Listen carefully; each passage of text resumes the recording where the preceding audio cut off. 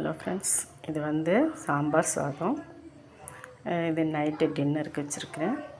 இது ஒன்றுமே இல்லை.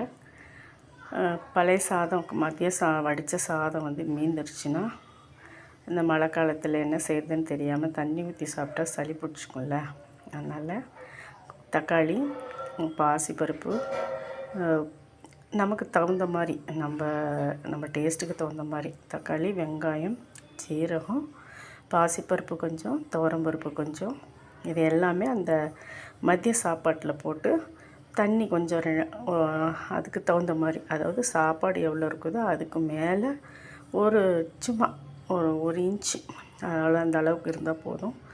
போட்டுட்டு காய்கறி இருந்தால் போட்டுக்கலாம், அப்படி இல்லைனாலும் பரவாயில்ல. இதை போட்டு குக்கரில் மூடி வச்சிட்டோம்னா நைட்டுக்கு அருமையான சாம்பார் சாதம். தேவையான அது வெந்து எடுத்த பிறகு சாதம் ஒரு சவுண்டு 2 சவுண்டு விட்டு எடுத்துட்ட பிறகு குழஞ்சிரும் ஓரளவுக்கு. ஏற்கனவே அது வெந்த சாதம் தானே. அப்போ வந்து தாளித்து விட்டுட்டு அதை பாருங்கள், அப்பளம் வச்சுருக்கிறேன்.